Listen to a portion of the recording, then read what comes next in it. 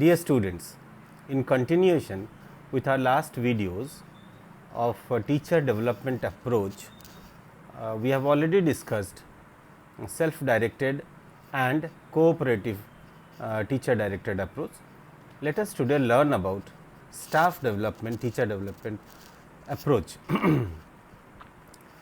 Now, as per my previous videos of this topic, let us deal this topic in the same line as what, why, when and how. So, let us start with the what aspect of this staff development. So, what is staff development? In order to understand what is staff development, let us go back to our previous discussion, that is self-directed and cooperative. In self-directed and cooperative teacher development approach, we have seen that the initiation of this development is either from the teacher side, individual side, or from a group of teachers or the group side. But in this approach, the shift is seen in the initiation process. Here the initiation starts, initiation is from the management side or the organization side, the institution side, or from the systems side. That means here no particular individual or no particular teacher initiates the developmental process or initiates the concept of development within himself. Rather, the management or the institution or the system is interested in developing the teachers.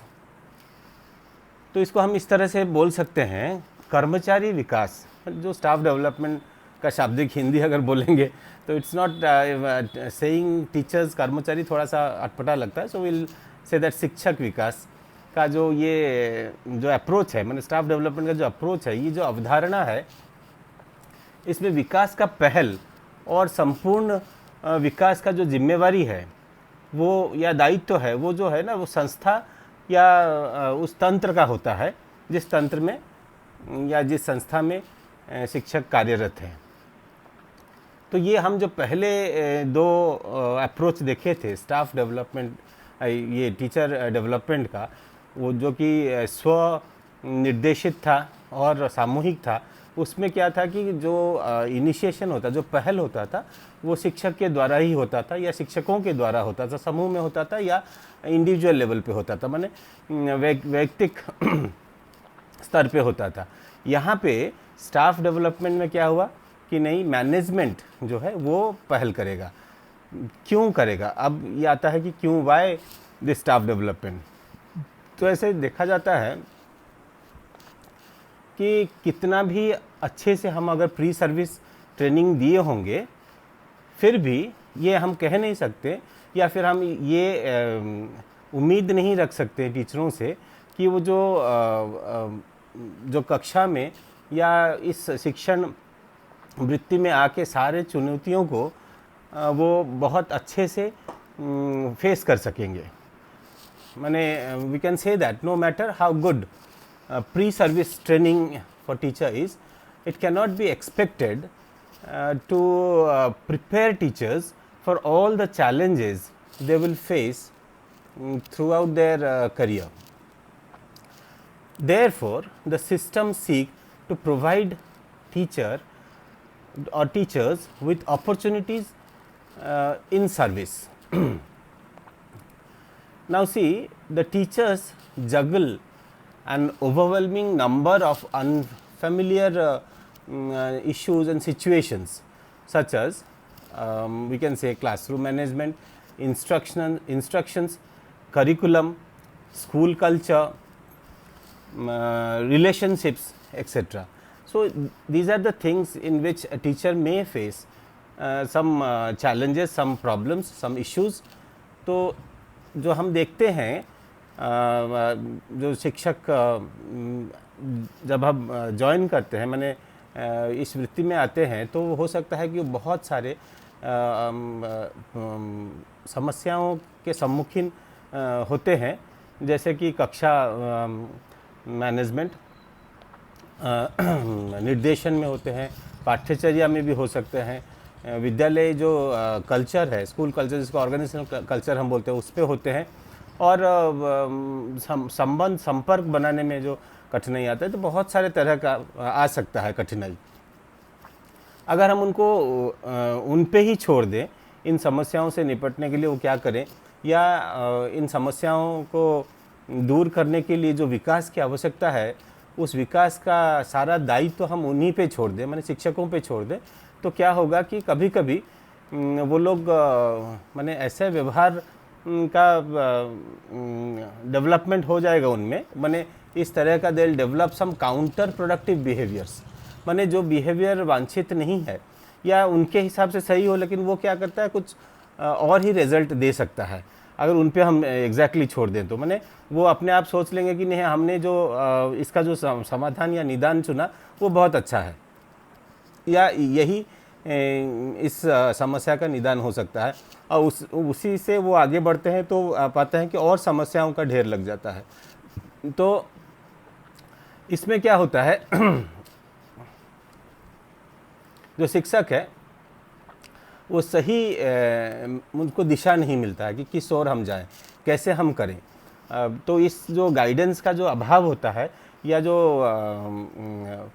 Arrangement का, initiation का, ये सब का जो कमी हो जाता है, तो उसमें वो सही दिशा में उसका जो डेवलपमेंट है वो नहीं हो पाता, विकास जो है वो सही नहीं हो पाता है। इसलिए जो सिस्टम है, जो तंत्र है, इस तरह का अपॉर्चुनिटीज़ जो है वो प्रदान करने का कोशिश करते हैं। क्यों करता है इसे कोशिश, माने इससे क्या होगा, क्या ऑब्जेक्टिव फुलफिल होगा? तो पहला तो है कि by this we update the individual subject knowledge in light of recent advances in the area. माने इसे करने से क्या होगा कि उसका सब्जेक्ट जो है, जो विषय ज्ञान है वो बढ़ेगा, या फिर वो अपडेट होगा, रिफ्रेश हो जाएगा। माने अभी का जो नॉलेज है उसके हिसाब से, माने रिसेंट जो माने तत्कालिक जो उन्नति हुआ है ज्ञान में, उस चीज़ में वो अपने आप को अपडेट कर सकता है। फिर क्या होगा कि updating individual skills, attitudes and approaches in the light of development of new teaching strategies and objectives in new circumstances and new educational research। तो इसमें पहला तो है कि सब्जेक्ट जो विषय ज्ञान है वो बढ़ेगा। दूसरा है कि कौशल, एटीट्यूड, जो अभिवृत्ति है, और अप्रोच जो है, वो टीचिंग का जो टेक्निक्स है, जो तकनीकी है शिक्षण का, उसकी ओर वो भी बढ़ेगा, उसका वो भी रिफ्रेश होगा, अपडेट हो जाएगा। तो इस तरह से ये दो चीज़ भी मैंने हो सकता है। और तीसरा है कि it enables individuals apply changes made to curriculum और other aspects of the practice. तो ये क्या करता है कि ये एनेबल कर, सपोज करिकुलम में चेंजेस आ गया, तो उस चीज़ को टीचर क्या करेगा कि वो उस चेंज को अडॉप्ट कर लेगा और उस हिसाब से अपना प्रैक्टिस जो है, टीचिंग प्रैक्टिस जो है उसके हिसाब से करेगा। तो ये क्या करता है कि अगर हम ये डेवलपमेंटल प्रोग्राम देते हैं स्टाफ, तो ये सारे टीचरों को एक साथ मिल जाता है कि इस करिकुलम को कैसे डील करना है। कोई करिकुलम अगर नया आया है और उस चीज़ को हम किस तरह से डील करेंगे, तो ये जो है ना, हम उनको सशक्त करते हैं कि किस तरह से ये करिकुलम ट्रांजैक्शन हो जाए। Next is it enables the schools to develop and apply strategies concerning the curriculum and other aspects of teaching practice। School को भी ये सशक्त करता है। मैंने ये जो स्टाफ डेवलपमेंटल प्रोग्राम है, ये स्कूल्स को भी सिखाता है कि किस तरह से, कौन सा स्ट्रैटेजी से हम आगे बढ़ेंगे। मतलब स्कूल जब करके देखता है, मैंने इंस्टीट्यूशन जब करता है या तंत्र जब बोलता है कि ये जो करिकुलर या करिकुलम और दूसरा जो टीचिंग प्रैक्टिसेस है जो आया है, तो उसको हम किस तरह से डेवलप करेंगे, स्कूल्स में, मतलब अगर हम पहले कुछ कर चुके हैं उसका हम फीडबैक लेंगे, उसके बाद नया चीज़ को फिर स्कूल उस तरह से डिज़ाइन कर सकता है, तो वो एक फीडबैक का मैकेनिज्म भी बन जाता है। फिर है exchanging information and expertise among teachers and others. मतलब ये जो हम देखते हैं कि जो इन्फॉर्मेशन है, जो एक्सपर्टीज़ है, जो दक्षता है, जो निपुणता है, जो विशेषज्ञता है कुछ अनुभवी शिक्षकों में, ये जो अनुभव है उनका वो एक्सचेंज होता है, माने वो ट्रांसफ़र होता है नए शिक्षकों को या फिर अभिज्ञ शिक्षकों के पास वो जाता है, इस तरह का स्टाफ डेवलपमेंटल प्रोग्राम में। और lastly we make weaker teachers more effective, माने इस तरह का अगर स्टाफ डेवलपमेंट प्रोग्राम होता है तो हम क्या करते हैं उसमें कि जो कमज़ोर शिक्षक है, जो अनभिज्ञ शिक्षक है, उनको हम थोड़ा सशक्त करते हैं और उनको थोड़ा इफ़ेक्टिव बना सकते हैं। तो ये कब हम देखते हैं कि हम इसे कब करें। नाउ सी, जैसे हम सेल्फ डायरेक्टेड में और कोऑपरेटिव में बोले थे कि it can be initiated at any point of time. Likewise, in this staff development approach, we see that this initiation is done when there is a felt need. जब हमको ज़रूरत पड़ता है, जब हम देखते हैं कि नहीं अब ज़रूरी है कि ये चीज़ हमको शिक्षकों का विकास के लिए ये चीज़ हमको करना है, तो then they initiate the things. Like देखिए, जब नया नया कंप्यूटर आया था और लोग कंप्यूटर के माध्यम से पढ़ाने का कोशिश कर रहे थे, या फिर कंप्यूटर्स को एक टीचिंग लर्निंग मटेरियल के रूप में यूज़ करना शुरू किए थे, तो हम ये सबको कुछ बोला जाता है कि आप पावर पॉइंट बनाइए, पावर पॉइंट से पढ़ाइए। So there was a felt need कि पावर पॉइंट से कैसे पढ़ाया जाए, हाउ टू मेक ए, तो कंप्यूटर का नॉलेज के लिए स्टाफ डेवलपमेंट प्रोग्राम हो सकता है। फिर पावर पॉइंट उसमें कैसे सिखाया, मैंने उसमें सिखाया जाएगा कि किस तरह से पावर पॉइंट होगा, और पावर पॉइंट के माध्यम से कैसे करिकुलम को या जो भी विषय आप पढ़ा रहे हैं उस चीज़ को कैसे हम ट्रांजैक्ट करेंगे, मैंने हम किस तरह से बच्चों तक पहुंचाएंगे वो विषय वस्तु को, उस मैटर को। मैंने जो कॉम्प्रीहेंशन की बात है, कोई भी विषय हम पढ़ाते हैं तो वी कॉम्प्रीहेंड, जो मैंने हम कोशिश करते हैं कि बच्चे इस आइडिया को कॉम्प्रीहेंड करें, मैंने समझे, आत्मसात करें। ये नहीं कि इन्फॉर्मेशन हम दे देंगे तो हो जाएगा। तो उसको पावर पॉइंट के माध्यम, पहले के ज़माने में सिर्फ और सिर्फ लेक्चर्स होते थे, तो लेक्चर जैसे बोला गया कि इफ़ेक्टिव मेथड नहीं है, और उसके अगर बच्चा को दिखाएंगे तो और ज़्यादा सीखेगा। तो कुछ मैंने देखिए एक सर्टन लेवल तक ये चीज़ है, हायर लेवल में हो सकता है कि लेक्चर भी काम करे, तो ये जो फिर भी अगर पावर पॉइंट में पढ़ाएंगे तो वो ज़रा सिस्टमेटिक होगा। तो वो जब नीड फेल्ट हुआ, मैंने जो ज़रूरत आवश्यकता का आभास हुई, तब हम उस चीज़ को हम देखिए वर्कशॉप, बहुत सारे उस ज़माने में वर्कशॉप हुआ, सेमिनार्स हुए, मैंने इस तरह से लोगों को सिखाया गया कि how to use computers in teaching and learning. So motto ये था कि it should facilitate the learning process, माने सीखने का प्रक्रिया को सहज और सरल बनाना था। तो इस हिसाब से हम वहाँ पे जैसे हमको ज़रूरत का महसूस हुआ, आभास हुई, तो उस समय हम उस चीज़ को अडॉप्ट कर लिया और उसको हम स्टाफ डेवलपमेंट में इंक्लूड किया कि ये चीज़ का होना चाहिए। तो ये माने ये क्या है, टेक्निक्स ऑफ टीचिंग हम बताएं। तो वैसे ही कंटेंट का भी जब फेल्ट नीड होता है कि कुछ कंटेंट अभी का दौर के लिए बहुत आवश्यकता है, उसको हम उनको शिक्षकों को देना है जो कि शिक्षक अपने समय में इसको नहीं पढ़े थे। जैसे हमने जब एमएससी किया उस समय बॉटनी में, then we were not having biotechnology as a subject suppose, and बाद में क्या हुआ, ये +2 लेवल में भी बायोटेक्नोलॉजी का एक पेपर आया, मैंने एक यूनिट आया, एक थोड़ा सा कंटेंट आया, और बाद में चल के बायोटेक्नोलॉजी में ऑनर्स और मास्टर्स आया, बायो इन्फॉर्मेटिक्स आया। तो ये जो नया चीज़ ऐड हुआ, once you become a teacher after completion your masters, तो you have to teach biotechnology. For that you have, मैंने जब हम बायोटेक्नोलॉजी नहीं पढ़े थे तो हम कैसे पढ़ाएंगे, so that was a felt need for the content area. So in that way the government then decided that every teacher has to attend this biotechnology refresher course, so that it will be easy for them to transact in the +2 level. तो इस हिसाब से दिया गया, तो there was a felt need. तो उसके बाद क्या होता है और क्यों हम करते हैं, हम जब देखते हैं कि बच्चे जो है, बच्चों का इंटरेस्ट घट गया, मतलब बच्चों का जो रुचि है, अभिरुचि है, वो धीरे धीरे घटता है.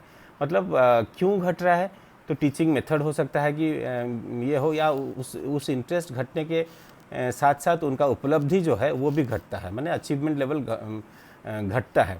तो ये क्यों होता है, तो इसमें अगर हम रिसर्च करके ये भी पता कर सकते हैं, और पता अगर चलता है कि टीचिंग मेथड्स जो है वो अप टू डेट नहीं है, या जो कंटेंट है हम जो बच्चों को दे रहे हैं वो कहीं जैसे हम बोले नेशनल लेवल अचीवमेंट में वो कहीं कारगर नहीं है. जैसे देखिए हर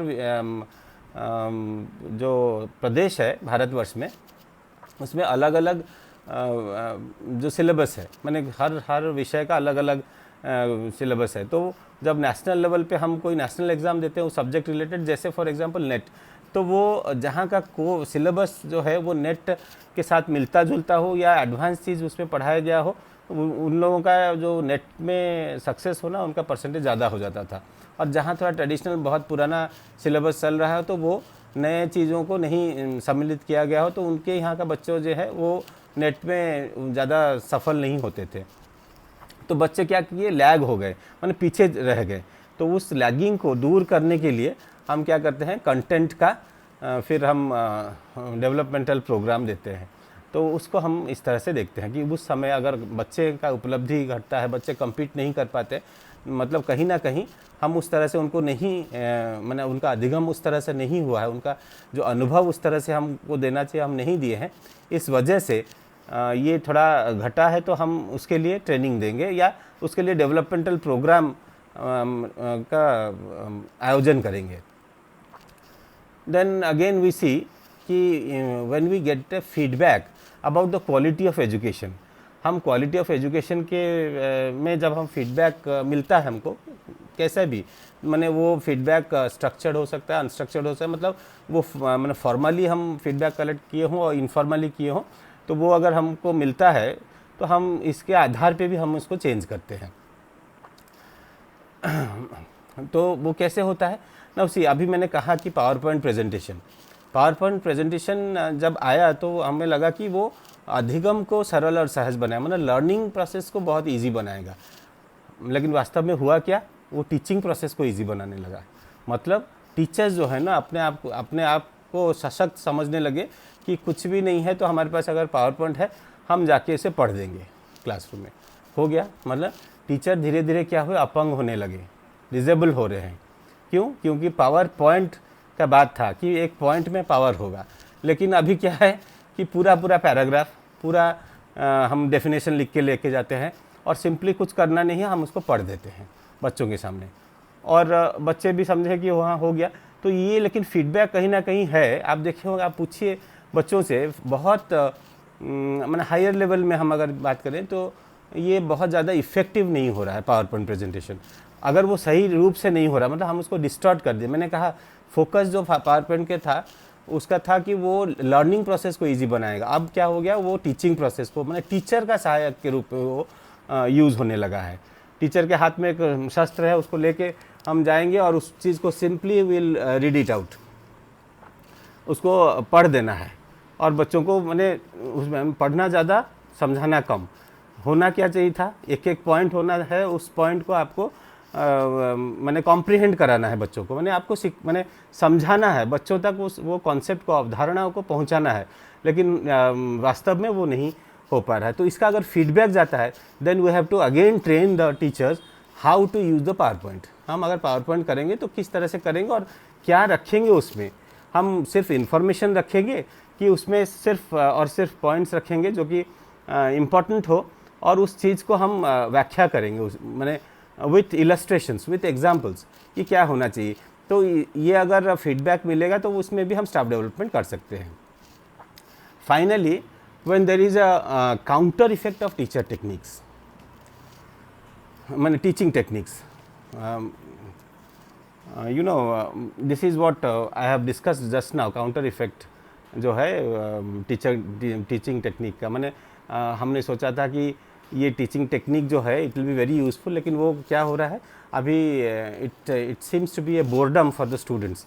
अगर हम इस तरह से करें कि हर चीज़ को लिखित लेके जाए, उसको पढ़ दें बच्चों के सामने, तो मैंने इलेक्ट्रॉनिक मीडिया में ही लिखा हुआ, मैंने इलेक्ट्रॉनिकली वो लिखा हुआ है, फिर भी तो लिखित ही हुआ ना।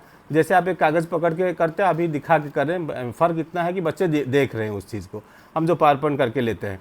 तो इसको क्या होगा, ये टीचिंग टेक्निक का काउंटर इफेक्ट हुआ। काउंटर इफेक्ट क्या हुआ कि हम टीचर को मैंने क्रिएटिविटी से वंचित कर रहे हैं।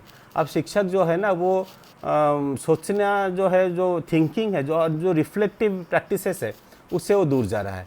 तो हमको फिर से उस चीज़ को सोचना है, समझना है, और उस दिशा में हमको स्टाफ डेवलपमेंट कराना, ताकि हम शिक्षकों को इतना सशक्त करें कि वो सोच उनमें विकसित हो और वो चीज़ों को, अवधारणाओं को सही रूप से समझें और समझाएं।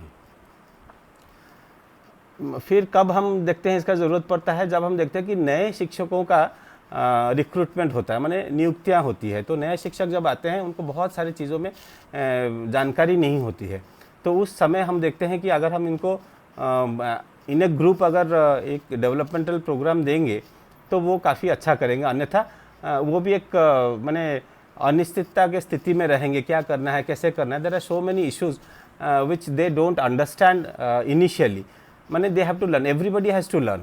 जब हम भी नए आए थे, बहुत सारी चीज़, जैसे हम कहेंगे कि क्लासरूम मैनेजमेंट किस तरह से बच्चों को हैंडल करना। पहला दिन आप सोचिए, जिस दिन पहले कक्षा में मैं गया था पढ़ाने, तो कंठ कई बार सूखा, मैंने इस तरह से लग रहा था कि कैसे हैंडल करें। वो +2 के बच्चे भले थे, लेकिन होता है ना कि वो शिक्षक को तो उसी नज़र से देखते हैं कि हम, बहुत सारे एक्सपेक्टेशंस होता है। अब वो भय आपका मन में रहता है और उस हिसाब मैंने वहाँ पे क्लासरूम को आप हैंडल नहीं कर पाते हैं ठीक से। तो उस चीज़ को नए नए ये होता है, तो ये how to handle a classroom, क्या करना है। So to make easy the things for you, you can be developed by such programs. Plus हम देखते हैं कि ऑर्गेनाइजेशनल क्लाइमेट को भी समझने के लिए थोड़ा सा वक्त लगता है, टाइम लगता है, कि हम हर चीज़ को अपने तरीके से देखने का, जब तक हम देख रहे थे, अब जब इस वृत्ति में आए तो उस वृत्ति के नज़रिए से उस संस्था का जो कल्चर है उस चीज़ को हम मैंने उस तरह से परसीव करना सीखना पड़ेगा। उसके लिए भी ट्रेनिंग की ज़रूरत है, मैंने उसके लिए भी आप डेवलपमेंटल प्रोग्राम दे सकते हैं। एंड देन किस तरह से बच्चों का असेसमेंट करें, वो भी आप ट्रेनिंग बनना। Assessment is a big problem, किस तरह से हम बच्चों का मूल्यांकन करें या आकलन करें, तो वो भी डेवलपमेंट, क्योंकि इनिशियली हमें पता नहीं होता है। There are so many technicalities. अगर आप बीएड में जाए तो आपको कुछ सिखाया गया होगा कि ब्लूप्रिंट बनाना है, इस तरह से प्रश्न बनाना है, इस तरह से देना है, लेकिन जब आप वास्तव में आते हैं इस फील्ड में, तो वहाँ पे पता चलता है कि how difficult it is to assess the child. तो फिर से आपको मैंने कहीं ना कहीं ट्रेनिंग की आवश्यकता पड़ती है कि how to assess the children. So this is about the why of when of the staff development, teacher development approach. Now come to the how, कैसे करेंगे टीचर जो स्टाफ डेवलपमेंट कैसे होगा। तो पहला चीज़ है through induction and mentoring. Induction आप जानते हैं कि जब रिक्रूटमेंट होता है, जब कोई नया नया आता है तो इंडक्शन मतलब उसको सारे चीज़ों को बताया जाता है कि कौन सा चीज़ क्या है, माने उसका रूल्स एंड रेगुलेशंस, उसका इतिहास, वहाँ का कल्चर, ये सारा चीज़ बताया जाता है। तो इट सर्टेनली एक इम्प्रेशन छोड़ता है। पहला दिन का जो अनुभव होता है, आप चाहे पढ़ने आए हों या पढ़ाने गए हों, तो आपको पहला दिन का एक एक्सपीरियंस होता है। तो एक तो induction by the higher authorities देते हैं, तो ये भी एक तरह का स्टाफ डेवलपमेंट होता है। दूसरा कि मेंटरिंग, जब आप नया नया ज्वाइन करते हैं तो आपके सामने बहुत बड़ा माने चुनौती रहता है, इश्यूज़ बहुत सारे रहते हैं, तो उसको आप कैसे पार पा सकते हैं उस चीज़ का। तो आप किसी सीनियर का सुपरविज़न में रह के उस चीज़ को आप धीरे धीरे आप उनसे सीख सकते हैं, और वो जो हैंडलिंग प्रैक्टिसेस है उनसे आप ले सकते हैं, उनका अनुभव से आपको वो मिल सकता है। तो हम इसको मेंटरिंग बोलते हैं, माने एक सुपरविज़न होगा किसका, तो एक सीनियर अथॉरिटी का या सीनियर टीचर का, अगर आप टीचर हैं तो एक सीनियर टीचर सब 4-6 लोगों को मेंटर करेंगे। तो ये मास में होगा। जब एक मास का रिक्रूटमेंट होता है तो उन टीचरों को सीनियर टीचर के अंडर में रखा जाता है और वो मेंटरिंग कर सकते हैं और मेंटरिंग के द्वारा ये डेवलपमेंट हो सकता है। Then next one you can say faculty and departmental meetings. देखिए मैंने मीटिंग का अभिप्राय ये कि मैंने खाली डिसीजन लेना नहीं है। मीटिंग का अभिप्राय ये है कि हर कोई को सुनना, because it's a democratic setup. India is a democratic country and every organisation is a democratic setup. तो यहाँ पे बॉसिज्म चलाना नहीं है, डिसीजन को डिसेमिनेट नहीं करना है। यहाँ पे आपको सुनना है, मैंने सबका आइडियाज़ लेना है, कहाँ किसका प्रॉब्लम है इसको सुनना है। तब जब आप ये चीज़ करेंगे तब नए टीचर्स जो है, मैंने जो कम अनुभवी शिक्षक है वो अनुभवी शिक्षकों से बहुत कुछ प्राप्त कर सकते हैं। और ये ऑर्गेनाइज करेगा द इंस्टीट्यूट की डिपार्टमेंटल मीटिंग, फैकल्टी मीटिंग, मैंने इनसाइड द स्कूल्स और inside the institution and outside inter institutional meetings, inter school meetings. वो डिस्ट्रिक्ट लेवल पे हो सकता है, स्टेट लेवल पे हो सकता है, नेशनल लेवल पे हो सकता है। तो we can have a mixed group of experienced and less experienced teachers और नो एक्सपीरियंस टीचर्स। तो इस तरह से हम करके we can develop their capacities and capabilities, we can develop their skills, we can develop their attitude and their perception towards this profession. And as we have already discussed, workshops, conferences, and these also can develop a staff, our teacher.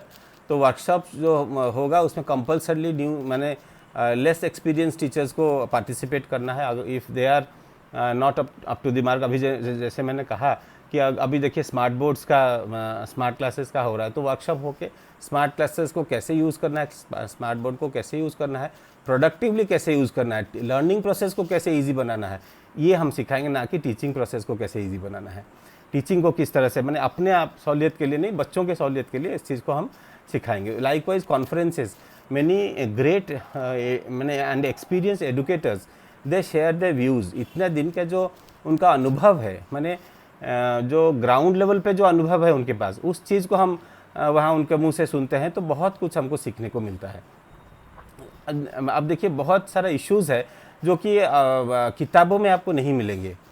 तो अभी तो time नहीं है, otherwise I would have discussed a lot of issues, जो कि आप अगर कहीं कॉन्फ्रेंस में सुनेंगे किसी को तो many new things comes into, जो कि किताबों में नहीं है और ये उनका अपना आइडिया होता है, तो उससे भी आप डेवलप कर सकते हैं।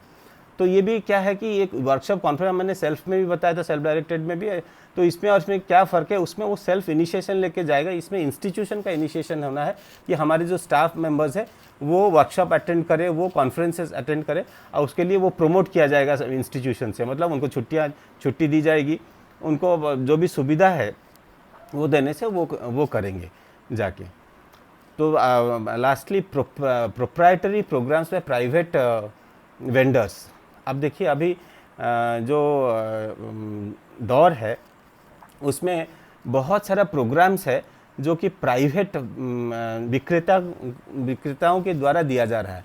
जैसे हम बोलेंगे कि हमको मैंने हायर लेवल में हम बोलेंगे कि कोई स्टैटिस्टिकल पैकेज है उसके बारे में सीखना है, तो इंस्टीट्यूशन को फील होगा कि our researchers, our teachers have to learn all this packages. तो कैसे होगा, प्राइवेट वेंडर्स अप्रोच करते हैं या आप अप्रोच कीजिए, वो आके आपका स्टाफ को सिखाएगा कि किस तरह से इसको यूज़ करना है, किस तरह से इसका ये जो सॉफ्टवेयर है इसको कैसे हम इसको यूज़ कर सकते हैं। तो ये प्राइवेट वेंडर्स का बात हुआ। फिर है कि ऑर्गेनाइजेशन। अब देखिए बहुत सारे NGOs है जो काम करते हैं फ्री ऑफ कॉस्ट, माने इंस्टीट्यूशन को भी पैसा नहीं लगता है, कि इंडिविजुअल को भी पैसा नहीं लगता है पार्टिसिपेशन का, and they try to train the teachers. तो उसमें क्या होता है, जैसे आप देखिए अजीम प्रेमजी फाउंडेशन है जो कि मैंने voluntarily they train school teachers to be effective teachers. तो वो कुछ प्रोग्राम लेके आते हैं जो कि डेवलपमेंटल होता है, और उसमें क्या है, सिर्फ और सिर्फ इंस्टीट्यूशन को ये देखना है कि हमको अपने स्टाफ को भेजना है, अपने जो टीचिंग स्टाफ है उनको भेजना है, और वहाँ से हम ले सकते हैं। तो ये NGOs प्राइवेट ऑर्गेनाइजेशंस है, तो इस तरह ऑर्गेनाइजेशंस एंड वेंडर्स से भी आप डेवलपमेंट करा सकते हैं। स्टाफ डेवलपमेंट एट ए मास। तो क्या फ़र्क है स्टाफ डेवलपमेंट और सेल्फ डेवलपमेंट का? उसमें क्या है कि इंडिविजुअल इनिशिएशन है, उस दूसरा में ग्रुप इनिशिएशन है। इसमें क्या है कि इंस्टीट्यूशन का इनिशिएशन होगा, तंत्र का इनिशिएशन होगा। तो ये this is the major difference. लेकिन इसमें कुछ मेरिट्स एंड डिमेरिट्स भी है। तो इसका मेरिट क्या है? जो टीचर डेवलपमेंट प्लान्स जो होता है वो बहुत प्रैक्टिकल होता है और एक ग्रुप को बेनिफिट करता है, मैंने लार्ज स्केल में बेनिफिशियल होता है, मैंने बहुतों को एक साथ मिल जाता है। ये सोचने की बात नहीं कि टीचर जब अपने फील करे, बहुत सारे टीचर है वो सुषुप्त अवस्था में चले जाते हैं कि नौकरी मिल गई, हमको क्या ज़रूरत है इतना करने का, डेवलपमेंट का कोई अपने से इनिशिएशन नहीं लेता है। लेकिन यहाँ जब हम पीछे से उनको कोई फोर्स देते हैं कि नहीं आपको सीखना ही है, आपको करना है, तो they become active. Otherwise many of us become inactive. अगर ये हमको कंपलसरी लादा जाए तो हम थोड़ा एक्टिव होते हैं। जैसे आप इस टीचिंग प्रोफेशन में हायर लेवल में क्या होता है कि हम अगर रिफ्रेशर ओरिएंटेशन कोर्सेज करते हैं तो प्रमोशन में हेल्प करता है, तो ये कंपलसरी हो जाता है। तो इस कंपल्सन का अंडर में लोग जाके करते हैं। अगर उसमें कोई प्रमोशनल इवेंट नहीं रहता, माने उसका आफ्टर इफेक्ट नहीं रहता, तो शायद लोग उस रिफ्रेशर ओरिएंटेशन करें। और दूसरा मेरिट क्या है उसका कि it helps the organisation to achieve its goal more effectively and in measurable terms.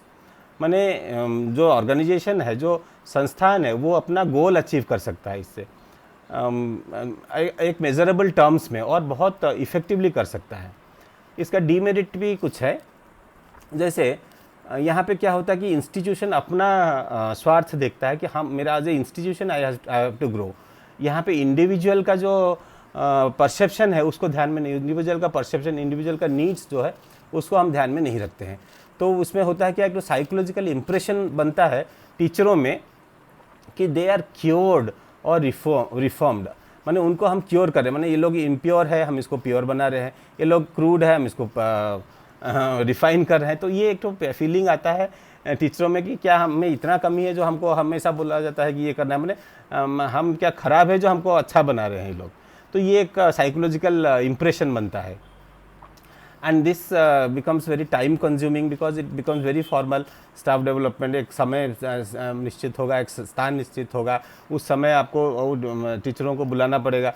So it is a time consuming process and even money consuming also. बहुत सारा खर्च आता है, क्योंकि आप जब इंस्टीट्यूशन लेवल पे प्लानिंग करेंगे या नेशनल लेवल स्टेट लेवल में, सारा खर्च का बहन जो है वो तंत्र करेगा, ना कि इंडिविजुअल अपने। जैसे सेल्फ पे खुद आप अपना रिसोर्सेस लगाते हैं, यहाँ पे तंत्र लगाती है। These are the demerits, merits, and this is all about staff development approach. In the next video we'll come up with some other topic. Try to compare between these three approaches and you can get a gist of it. थोड़ा सा compare करके पढ़िए इस चीज़ को, समझिए इस चीज़ को, तब आप इसको निकाल पाएंगे कि तीनों में क्या डिफरेंस है, बेसिक डिफरेंसेस क्या है, क्या समानता है और क्या है। तो मैंने अपने स्तर पे बहुत कोशिश किया। एक्चुअली ये एज इट इज़ कहीं किताबों में तो है नहीं, मिला नहीं। ये मैंने जो सोचा कि इस तरह से हो सकता है उस लाइन में, तो थोड़ा सा किसी लिटरेचर से कहीं से और कुछ अपना सोच डाल के मैंने ये वीडियो बनाया। उम्मीद है आप लोगों को अच्छा लगेगा, मतलब आप लोग समझेंगे। फिर मिलते हैं अगले वीडियो के साथ, तब तक नमस्कार।